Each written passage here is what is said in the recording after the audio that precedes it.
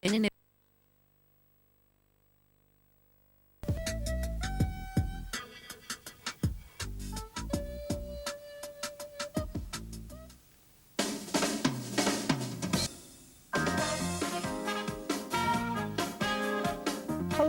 Hola, bienvenidos a Vintage NBA, soy Robin Roberts.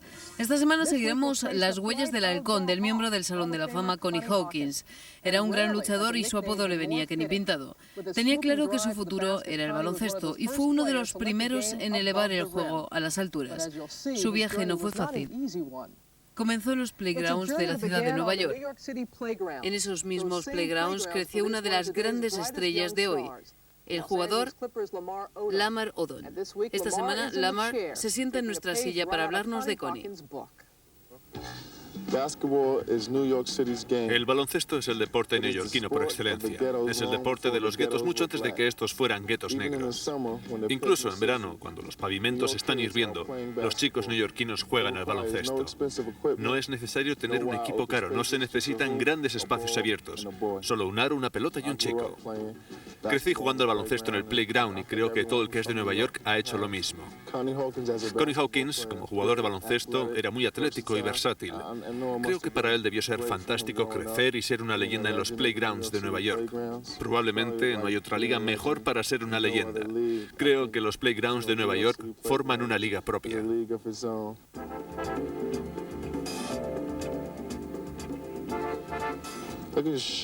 Mira qué pantalones.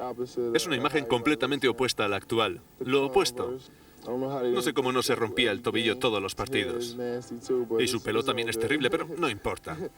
Connie es mi hombre. Es un espécimen de Brooklyn. Probablemente eres uno de los 5 mejores jugadores de baloncesto del planeta. De los 2 mejores o el mejor. Todos sabemos que era un fantástico jugador en el 1 contra 1, pero creo que la gente no le da el valor suficiente al resto de su juego, a su presencia defensiva, a la forma en que capturaba los rebotes. Siempre cogía los rebotes a una mano. Fue un jugador muy astuto, con una mentalidad muy fuerte y un juego poderoso. Un gran creador de juego. Siempre sabía dónde estaba todo el mundo en la cancha y siempre daba el pase correcto. Me encantaba cómo controlaba el balón con una mano. Yo intento imitar ese movimiento en la actualidad. Puts it up and in, basket counts and the continuation. Sensational play by the rookie, Lamar Odom. Intento hacer lo mismo que Connie.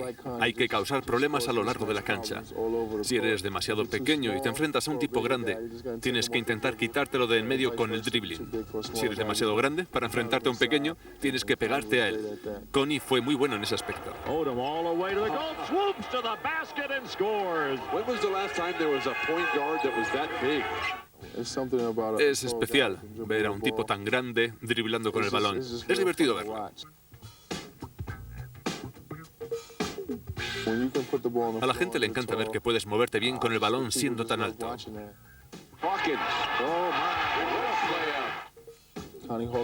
El legado de Connie Hawkins se puede ver en todos los aspectos del juego. En muchas ocasiones vemos a gente de 6'10 o 6'9 bajando el balón y haciendo movimientos como los suyos.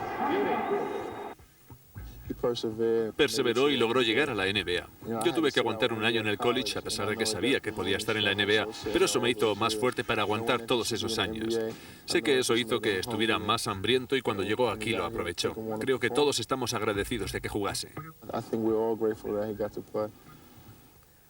Lamar es demasiado joven para haberle visto jugar en directo, pero el entrenador asistente de los Clippers durante su temporada de rookie, Kareem Abdul-Jabbar, todo detalle.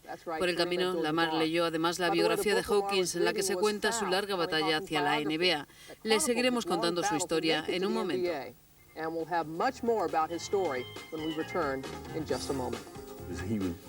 Era muy divertido verle jugar con sus brazos largos, sus manos grandes y sus dotes artísticas.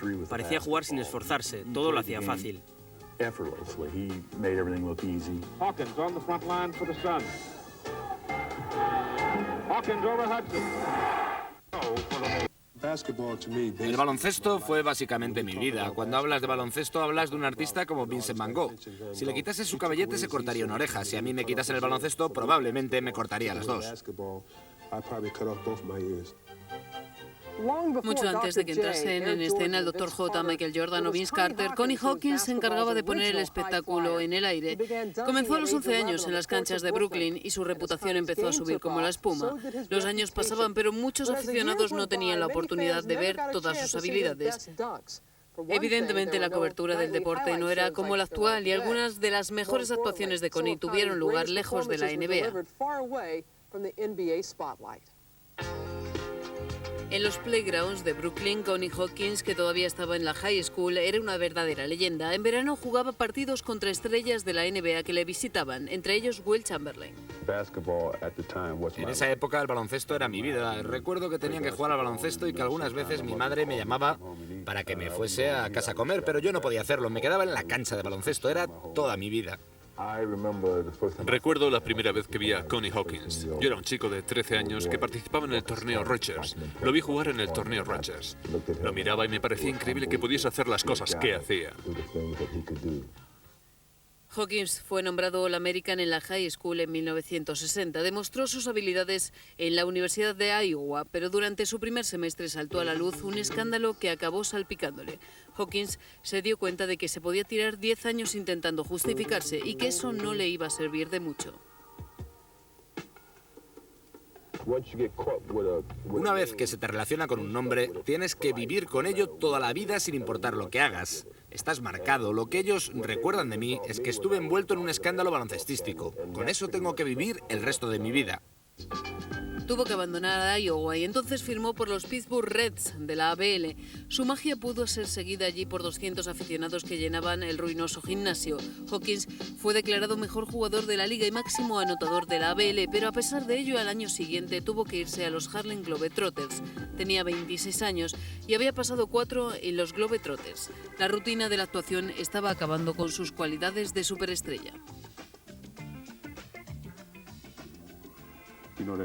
Ya sabes, eso de correr alrededor del círculo y machacar. Uno de los chicos del equipo me dijo que si trabajaba y practicaba algunas de mis habilidades, podía lograr lo del círculo y ganarme así $100 extra por partido. Pensé que era fantástico, practiqué y lo conseguí, pero nadie me pagó los $100. Me engañaron. Connie dejó los Trotters en 1968 para unirse a la nueva ABA. Los Pittsburgh Pipers, su equipo, logró el primer título de la competición y él fue el MVP. Conseguir el campeonato de la ABA fue una de las cosas más importantes que me han ocurrido. Me sentía como un campeón. Creíamos que éramos el mejor equipo del mundo. Aunque su baloncesto era competitivo, Hawkins seguía relegado a competiciones de segundo nivel. Nunca dejó de intentar limpiar su nombre y después de muchos años proclamando su inocencia, logró ser admitido en la NBA en 1969, una década después de haber estado luchando en los playgrounds con estrellas de esa competición. Después de tantos años al más alto nivel, muchos dudaban de que un rookie de 28 años pudiese brillar en la NBA.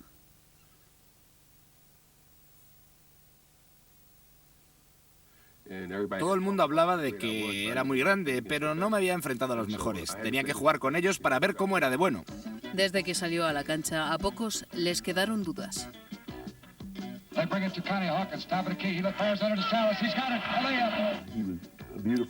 Era muy divertido verle jugar con sus brazos largos, sus manos grandes y sus dotes artísticas. Parecía jugar sin esforzarse. Todo lo hacía fácil. Hawkins on the front line for the Suns. Hawkins over Hudson. Connie era demoledor de cara al aro. Era el último en encarar un jugador astuto. Tradicionalmente los aleros no podían moverse de esa forma. Alguien con 6'8", alguien tan alto, no se movía de esa manera antes de que Connie llegase.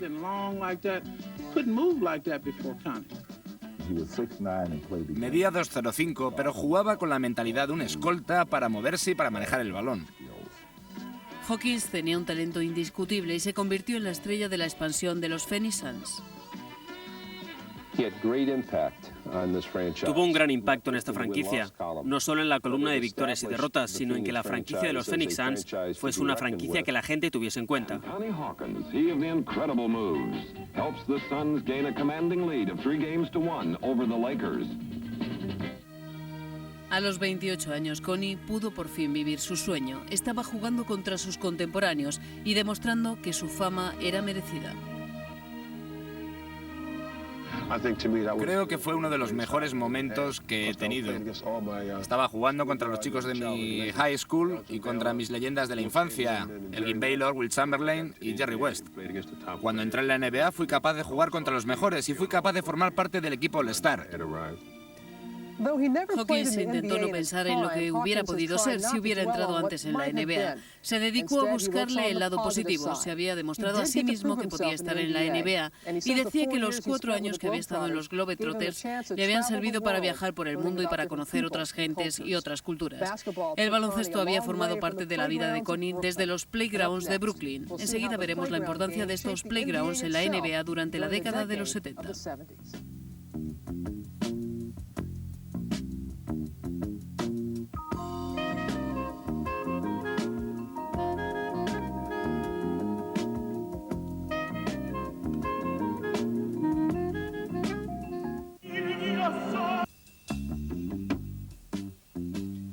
Bienvenidos de nuevo a NBA Vintage. El baloncesto es considerado como el último deporte de playground. Si echamos un vistazo a nba.com veremos que hay un libro relacionado con este tema escrito por Pete Exten llamado The City Game. Fue publicado en 1970, el mismo año en el que Connie Hawkins empezó a brillar en la NBA. No sabemos si será una coincidencia. En todo caso, la mayor parte de las grandes estrellas de los 70 también habían comenzado en los playgrounds urbanos. Crecí en las calles de Detroit. Todos éramos pobres y teníamos que encontrar algo que hacer. A todos nos encantaba el baloncesto.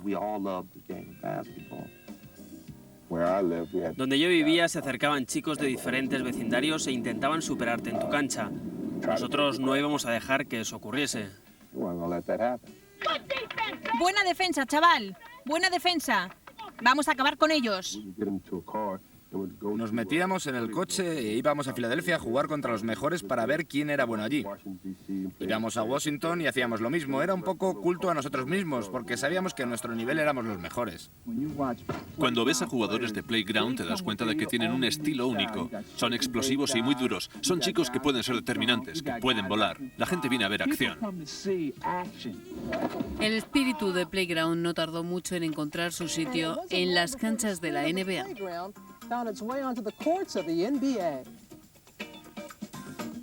La influencia del playground en la evolución de la NBA ha sido fundamental. Ha habido muchos jugadores que han trasladado cosas que aprendieron en los playgrounds a la NBA. Eran cosas que nunca se habían visto antes. Esos movimientos que llegaron a la NBA en los 70 dieron vida a la competición. La influencia de los playgrounds siguió aumentando cuando empezaron a desarrollarse ligas de verano en muchas de las grandes ciudades, ligas como el torneo Rogers de Nueva York, la Baker en Filadelfia o la Martin Luther King de Chicago. En esas ligas se podía ver a los mejores talentos locales. Las estrellas no tardaron en mostrar su curiosidad por saber de quién se hablaba en ese momento. Solíamos volar e ir en los meses de verano. Jugábamos todo el verano en Nueva York. Queríamos jugar fuera contra otra gente. And people didn't think about knees. You didn't think about, what about just playing ball for nothing? What are you doing this for? I mean, this was like a pleasure. Connie Hawkins, que después fue un profesional de altos vuelos, destacaría jugando uno de esos partidos. La gente se subía literalmente a los árboles y le coronaban como parte del firmamento. Era como una fiesta popular en la que cada uno se ponía en su lugar. La explosión de Connie Hawkins fue increíble. Se convirtió en una leyenda en los patios de escuela. Los aficionados que pudieron contemplarle aumentaron cuando llegó al nivel profesional. Enseguida echamos un vistazo a los días en los que Connie jugaba en la ABA. Nos iremos hasta las finales de la ABA del 68. La serie enfrentaba a los Pittsburgh Pipers y a los New Orleans Buccaneers.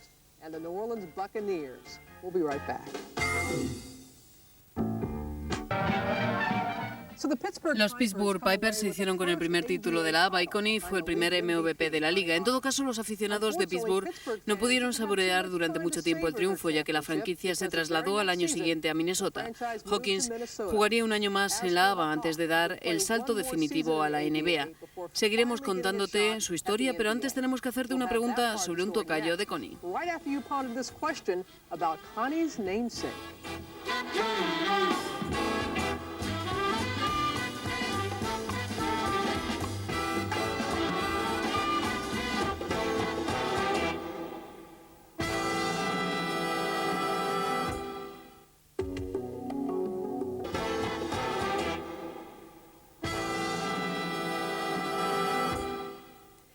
En 1969, Connie Hawkins pudo por fin actuar en el escenario más importante, en la NBA. En su primera temporada con los Phoenix Suns, Connie demostró rápidamente que era uno de los mejores de la liga. Logró una media de 25 puntos y 10 rebotes y fue elegido para defender los colores del equipo de la Conferencia Oeste en el All-Star. Ahora nos vamos a ir al partido de las estrellas de 1970. Estamos en Filadelfia y la narración es de Chris Hinkle y Jack Twyman. Por si acaso te lo perdiste, te contaré que el Este consiguió la victoria y que Willis Reed fue el MVP. Fue el primer All-Star de los 4 que disputó Connie Hawkins.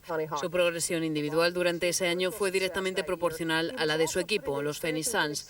Connie ayudó a los Suns a meterse en los playoffs en su segunda temporada, aunque acabaron perdiendo con los poderosos Lakers tras 7 partidos. Seguiremos contándoles cosas de los primeros años de la década de los 70. Si tuviera que decir un jugador que destacase por ser un artista, diría que Hawk fue un artista sobre la cancha. Creo que disfrutaba de esa parte del juego. Si hacía un movimiento, siempre era un buen movimiento. Vi a Connie hacer algunas cosas que más tarde vi hacer a Julius Erving. Con el tiempo, mucha gente en la NBA supo quién era, pero ellos nunca vieron su grandeza real. La suerte influyó mucho en los primeros años de los Phoenix Suns. Se la jugaban a cara o cruz. La cruz le salió al perder en el draft la oportunidad de elegir a un jugador de la talla de Kareem Abdul-Jabbar, pero la diosa fortuna les sonrió cuando pudieron contratar a Connie Hawkins. Volvemos a nuestro archivo para ver lo que ocurrió durante la segunda temporada de Connie en Phoenix. Nos vamos al día de Navidad de 1970. Los Suns recibían a los Hawks de Pete Maravich. Acaba de empezar el último cuarto. Nos lo cuentan Chris Hinkle y Jack Twyman. Ese día Connie Hawkins se enfrentaba a los Hawks, equipo al que se uniría en su última temporada, en 1976. Hawkins dijo que allí hubo una jugada tras la cual pensó que era el momento de dejarlo. Fue a machacar, pero la bola se salió del aro y él cayó al suelo. Connie dijo que o bajaban la canasta o subían el suelo, porque el halcón ya no podía más. Su vuelo fue en todo caso lo suficientemente alto como para que su legado siga vivo. Seguimos en un momento.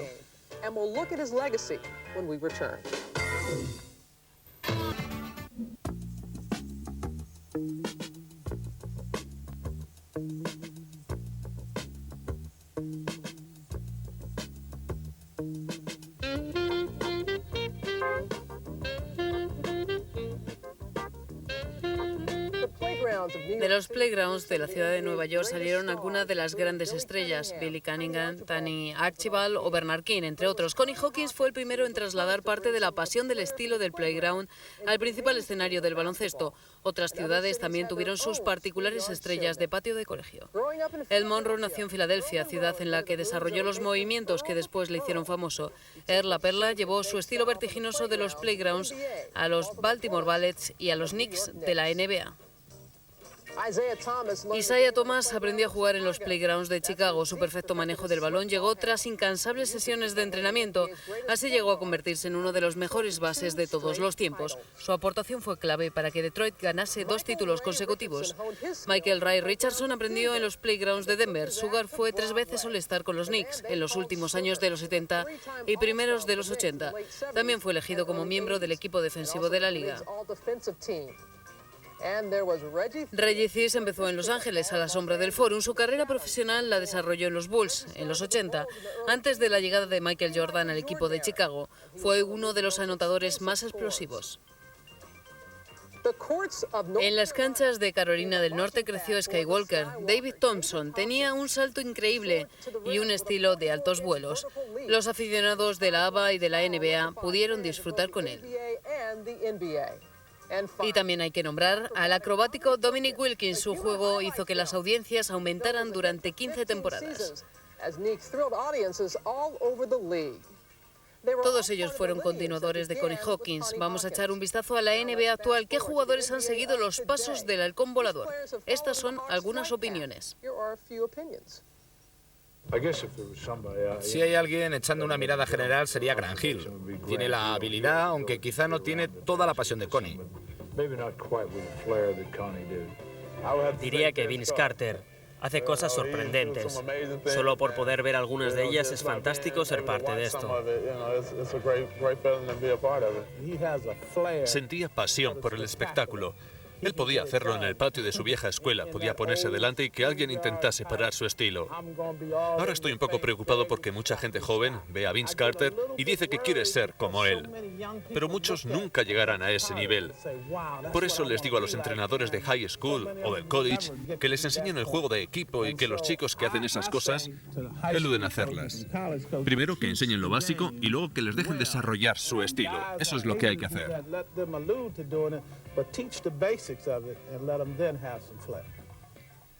No estoy del todo de acuerdo con él. Un par de votos para Vince Carter. A nosotros nos gustaría que nos dieses tu opinión sobre jugadores con la pasión de Connie Hawkins. Mándanos un email a nba.com. Mientras estés dentro, podrás ver, por ejemplo, la página de los Phoenix Suns. Y en la parte de historia encontrarás una entrevista con Connie llamada Hawk Talk. Volvemos en un momento.